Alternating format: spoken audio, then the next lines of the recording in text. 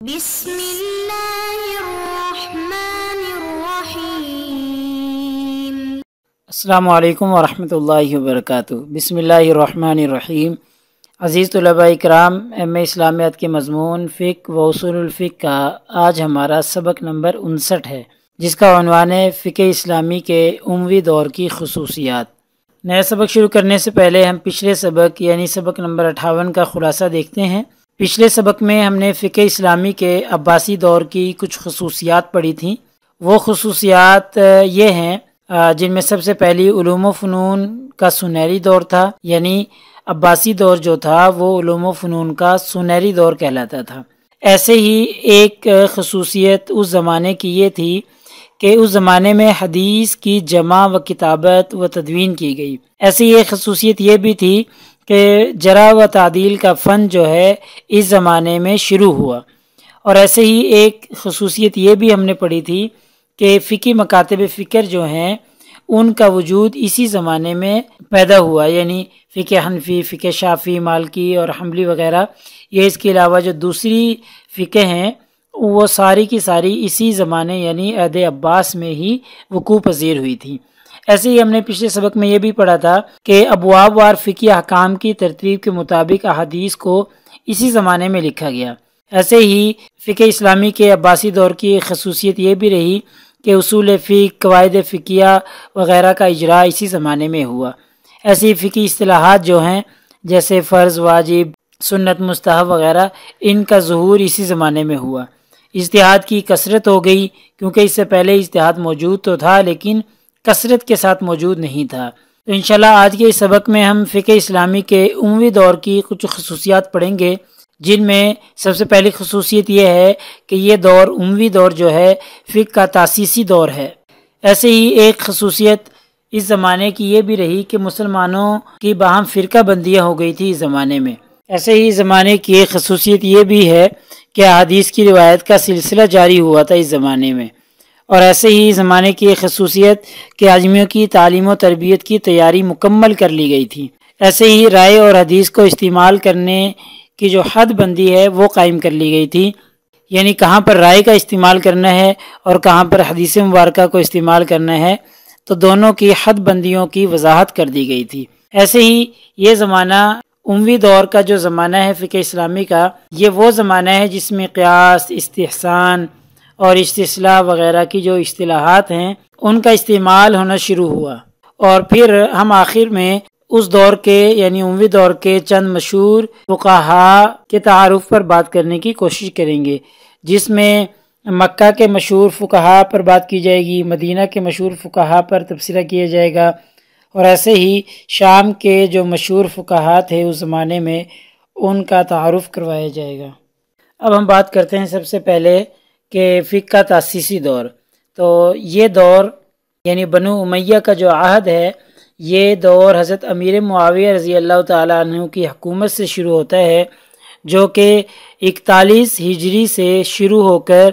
2 صدی ہجری کی ابتدا تک رہتا ہے۔ یہ وہ زمانہ ہے جس میں فقہ کی ترتیب و تدوین تیار کی گئی، اور یہی وجہ ہے کہ چونکہ اس زمانے میں فقہ کو ترتیب دیا گیا تھا، مدون کیا گیا تھا، اس لیے اس کو تاسیسی دور کہا جاتا ہے کہ یہ وہ زمانہ ہے جو فقہ کا تاسیسی اور ابتدائی زمانہ ہے۔ اس زمانے کی دوسری خصوصیت یہ رہی کہ اس زمانے میں مسلمانوں کی باہم فرقہ بندیاں ہو گئی، مختلف لوگ مختلف فرقوں میں تبدیل ہو گئے اور تقسیم ہو کر رہ گئے۔ فرقوں کے رجحانات اور میلانات ایک حد تک باہم مختلف ہونے لگے، اور یہ مختلف ہونے کی وجہ سے لوگ اپنے اپنے فرقہ کے آدمیوں کو ترجیح دیتے تھے۔ مرکز میں پہلے جیسی جاذبیت باقی نہ رہی تھی، جس کی وجہ سے کیونکہ مرکز تو موجود نہ رہا اور مرکز میں جاذبیت موجود نہ رہی، تو پھر علماء اور فقہاء جو تھے وہ دنیا کے مختلف ملکوں اور مختلف شہروں میں پھیل گئے اور وہیں پر جا کر سکونت اختیار کر لی، وہیں رہنے لگے۔ ان حضرات کی وہاں پر سکونت اختیار کرنے کا فائدہ یہ ہوا کہ ان حضرات کی تعلیم و تربیت سے تابعین کی پوری ایک جماعت تیار ہو گئی، جو صحابہ کے بعد صحیح معنوں میں صحابہ کی جانشین تیار تھی، صحابہ کی جانشین ثابت ہوئی۔ ان میں سے بعض تابعی ایسے بھی تھے جو مکمل طور پر صحابہ کے ہم پلہ تھے، ایسے لگتا تھا جیسے یہ صحابہ کی صفات والے ہیں، چونکہ ان تابعین نے صحابہ کی صحبت میں زندگی گزاری تھی۔ ایسے ہی اموی دور کی ایک خصوصیت یہ بھی تھی کہ اس میں احادیث کی روایت کا سلسلہ جاری ہوا اور حدیث کو بیان کرنے کا رواج عام ہوا، چونکہ صحابہ کرام رضوان اللہ تعالی علیہم اجمعین کے زمانہ میں ایک حد تک روایت کو بیان کرنے پر پابندی تھی۔ لوگوں کے سامنے چونکہ رسول اللہ صلی اللہ علیہ وسلم کا عمل موجود ہوتا تھا، اس لیے زیادہ ضرورت بھی نہ پڑتی تھی کہ حدیث کو بیان کیا جائے، لیکن اب تشریعی نظام کی نوک پلک درست کرنے کے لیے اس کے علاوہ کوئی اور صورت ہی باقی نہیں بچتی کہ نبی کریم صلی اللہ علیہ وسلم کے اقوال، آپ صلی اللہ علیہ وسلم کے افعال اور آپ صلی اللہ علیہ وسلم کی زندگی کو بیان کیا جائے۔ اس لیے اب ان کی ضرورت تھی اور اس لیے صحابہ کرام رضوان اللہ تعالی علیہ مجمعین کے بعد نبی کریم صلی اللہ علیہ وسلم کی احادیث کو کثرت سے بیان کیا گیا۔ تعلیم و تربیت کے ذریعے زیادہ سے زیادہ نبی کریم صلی اللہ علیہ وسلم کی زندگی کو عام کیا گیا۔ چنانچہ صحابہ کرام رضوان اللہ تعالی علیہ مجمعین نے نبی کریم صلی اللہ علیہ وسلم سے حاصل کردہ تمام چیزیں بعین ہی تابعین میں منتقل کر دیں، اور وہ امور اور وہ مسائل بھی ان کے گوش گزار کر دیے جن سے رسول اللہ صلی اللہ علیہ وسلم کے بعد صحابہ کرام کو سابقہ پڑا تھا، اور خلفائے راشدین کے زمانہ میں لوگ اس پر کاربند تھے۔ بہرحال اس زمانے میں بنو امیہ کے اس دور میں حدیث کو روایت کرنے کا، حدیث کو زیادہ سے زیادہ بیان کرنے کا رواج پڑا۔ ایسے ہی ایک خصوصیت اموی دور کی یہ بھی رہی کہ غیر عرب لوگوں کی تعلیم و تربیت کا انتظام کیا گیا، اور اس انتظام کے لیے ایک بہت بڑی جماعت تیار کی گئی، اور اس نے تمام اسلامی شہروں میں تعلیم و تربیت کے مراکز قائم کیے۔ یہ حضرات اپنی صلاحیت کے لحاظ سے عرب کے مقابلہ میں کم نہ تھے، یعنی جو یہ عجمی لوگ تھے یہ، بلکہ بعض مورخین کا خیال ہے کہ فقہ اور روایت میں عجم کا حصہ عرب سے بھی زیادہ ہے۔ اگر زیادہ ہم نہ بھی مانیں تو برابر تو لازمی ہے، یعنی عجمی لوگ جنہوں نے اسلام قبول کیا اور اسلام میں اپنی خدمات سر انجام دیں تو یہ عربوں سے کوئی کم نہ تھے، بلکہ اگر زیادہ بھی نہیں تو کم از کم ان کے برابر لازمی تھے۔ اس طرح غیر عربی لوگ جو تھے، غیر عربی ممالک میں رہنے والے لوگ جو تھے، وہ نظام تشریعی کو سمجھنے، اس کا تجزیہ کرنے اور نئے انداز سے سوچنے کا کافی تجربہ رکھتے تھے، اور اس میں بہت زیادہ مہارت رکھتے تھے، اس لیے وہ عربوں سے زیادہ نہیں تو عربوں کے برابر لازمی تھے۔ ایسے ہی بنو امیہ کے اس دور کی ایک خصوصیت یہ بھی ہے کہ اس زمانہ میں رائے اور حدیث کو استعمال کرنے میں اور استعمال کرنے کی حد میں اختلاف ہوا، جس کی وجہ سے دو مختلف گروہ بن گئے۔ پہلا گروہ وہ تھا کہ جو حدیثوں کو سامنے رکھ کر فتویٰ دیتا تھا، صرف وہ حدیثیں سامنے رکھی جاتی تھی جو موجود ہوتی تھی اور مل سکتی تھیں، اس وجہ سے اس کا دائرہ نسبتاً تنگ اور محدود تھا۔ اور دوسرا گروہ شریعت کو عقلی معیار سے دیکھتا تھا اور حدیث نہ ملنے کی صورت میں اپنی رائے استعمال کرتا تھا، اس وجہ سے اس کا دائرہ نسبتاً وسیع ہو گیا، کیونکہ یہ احادیث سے باہر نکل گیا تھا۔ اہل حجاز کا رجحان پہلے گروہ کی طرف تھا اور اس کا مرکز مدینہ منورہ تھا، یعنی اہل حجاز کا رجحان یہ تھا کہ صرف احادیث کو مد نظر رکھ کے فتویٰ دیا جائے، اس میں اپنی عقل اور اپنی رائے کو استعمال نہ کیا جائے، جبکہ اہل عراق کا جو تعلق تھا وہ دوسرے گروہ سے تھا، اور اہل عراق کا جو مرکز تھا وہ کوفہ تھا۔ ان کا کہنا تھا کہ جو چیزیں احادیث سے مل جائیں تو ٹھیک ہے، پھر تو حدیث کے مطابق فتویٰ دیا جانا چاہیے، لیکن جو چیزیں احادیث سے نہ ملیں تو پھر ان میں اپنی عقل کو استعمال کیا جائے، اپنی رائے کو استعمال کیا جائے جو کہ شریعت کے تابع ہو۔ اور اس کے علاوہ یہ جو دوسرا گروہ ہے جو اپنی عقل اور اپنی رائے استعمال کرتا تھا، اس کی مقبولیت زیادہ ہوئی، کیونکہ تمدنی زندگی کو بہت سے مسائل اور بہت سے احوال کا سامنا کرنا پڑا۔ ایسے مسائل کا بھی سامنا کرنا پڑا جو نبی کریم صلی اللہ علیہ وسلم کے زمانہ حیات میں وقوع پذیر نہیں ہوئے تھے۔ تو جب ایسے مسائل پیدا ہوئے تو پھر حدیث میں ان کا حل نہ مل سکا اور حدیث میں ان کی کوئی وضاحت نہ مل سکی، تو پھر دوسرے گروہ نے جو صورت اختیار کی کہ جو چیزیں حدیث میں نہ مل سکیں ان میں اپنی رائے کا استعمال کیا جائے، اپنی عقل کا استعمال کیا جائے، اور عقل کا استعمال کر کے شریعت کا جو حکم ہے، شریعت کی منشا کے مطابق حکم نکالا جائے تو پھر ٹھیک ہوگا۔ تو اس وجہ سے لوگوں نے اس دوسرے گروہ کو زیادہ قبول کیا اور اس کے اثرات دور دور تک پھیلنے لگے۔ ایسے ہی اس دور کی خصوصیت یہ بھی ہے کہ اس دور میں قیاس، استحسان اور استصلاح وغیرہ کا استعمال کثرت سے ہونے لگا تھا۔ فقہا پر چونکہ نئے نئے مسائل کا دباؤ پڑ رہا تھا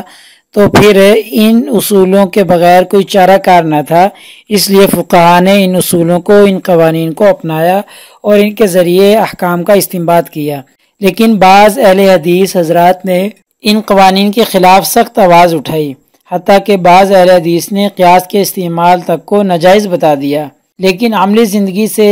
انہیں اگر ایسا سابقہ پڑتا جیسا ان فقہا حضرات کو،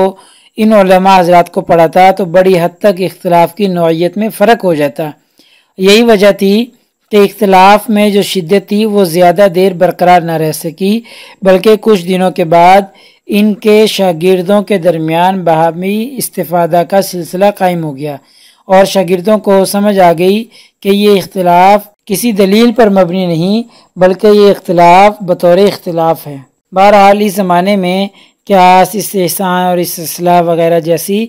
جو اصطلاحات تھیں وہ کثرت سے استعمال ہو رہی تھی۔ ایسے ہی اب ہم دیکھتے ہیں جو اس زمانے کے مشہور فقہا کرام تھے اور مشہور علماء کرام تھے، جن میں مکہ مکرمہ اور کوفہ کے جو مشہور فقیہ اور مفتی حضرات تھے، ان میں حضرت عبداللہ بن عباس رضی اللہ عنہما،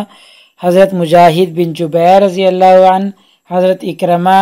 حضرت عطا بن ابی رباح، حضرت ابو زبیر محمد بن مسلم، یہ مکہ مشہور فقہا تھے۔ ایسے ہی کوفہ کے جو مشہور فقہا تھے ان میں حضرت شریح بن حارث کندی، حضرت ابراہیم بن یزید نخعی، حضرت سعید بن جبیر، حضرت عامر بن شرحبیل اور حضرت علقمہ رضی اللہ تعالی عنہم، یہ تمام کے تمام لوگ کوفہ کے مشہور فقہا میں شامل ہوتے ہیں۔ ایسے ہی بصرہ اور شام کے جو مشہور فقہا تھے، جن میں حضرت انس بن مالک انصاری رضی اللہ عنہ، جو کہ نبی کریم صلی اللہ علیہ وسلم کے خادم یعنی خادم رسول کہلاتے تھے، حضرت ابو العالیہ، حضرت ابو شمشا، جابر بن زید، حضرت محمد بن سیرین، حضرت حسن بن ابی الحسن، حضرت قتادہ رضی اللہ عنہما، یہ سارے کے سارے لوگ بصرہ اور شام کے مشہور فقہا میں ہوتے ہیں۔ ایسے ہی مدینہ منورہ کے جو مشہور فقیہ حضرات تھے، جن میں ام المؤمنین حضرت عائشہ صدیقہ رضی اللہ عنہا،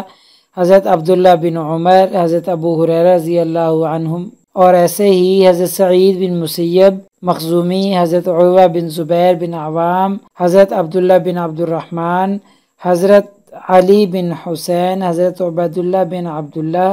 یہ تمام کے تمام لوگ جو تھے یہ مدینہ کے مشہور فقہا میں شامل ہوتے ہیں۔ ہمارے آج کے اس سبق کا خلاصہ نکلا کہ آج کے اس سبق میں ہم نے فقہ اسلامی کے عمومی دور کی چند خصوصیات پر بات کی ہے، جن میں چند خصوصیات یہ ہیں کہ فقہ کا تاسیسی دور پڑھا ہے ہم نے ہے کہ بنو امیہ کے اس دور کو فقہ کا تاسیسی دور کہا جاتا ہے۔ ایسے ہی اس زمانہ میں مسلمانوں کی باہم فرقہ بندیاں ہو گئی تھی اور مسلمان آپس میں انتشار کا شکار ہو گئے تھے۔ ایسے ہی اس کی ایک خصوصیت یہ ہے کہ حدیث کی روایت کا سلسلہ جاری ہو گیا تھا۔ اس سے پہلے صحابہ کرام اس کی ضرورت محسوس نہیں کرتے تھے، لیکن جب عجمی لوگ آئے تو ان کے لیے حدیث کی روایت کا سلسلہ جاری ہوا۔ پھر ایسے ہی عجمیوں کی تعلیم و تربیت کی تیاری کی تنظیم مکمل کی گئی اور عجمیوں کی جو کہ غیر عرب لوگ تھے ان کو تعلیم و تربیت دی جانے لگی۔ ایسے ہی اس دور کی ایک خصوصیت یہ بھی ہے کہ اس دور میں رائے اور حدیث کو استعمال کرنے کی حد بندی کر دی تھی کہ کہاں تک اپنی رائے استعمال کی جا سکتی ہے اور کہاں تک حدیث کو استعمال کیا جا سکتا ہے، اس کی حد بندی کر دی گئی۔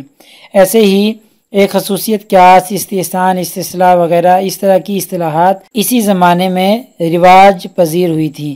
اور پھر آخر میں ہم نے اس دور کے چند مشہور فقہا کا نام اور ان کا تعارف دیکھا ہے۔ انشاءاللہ اگلے سبق نمبر 60 میں ہم فقہ اسلامی کے صحابہ کرام رضوان اللہ تعالی علیہم اجمعین کے دور کی چند خصوصیات پر بات کریں گے۔ جزاکم اللہ خیر۔ السلام علیکم ورحمۃ اللہ وبرکاتہ۔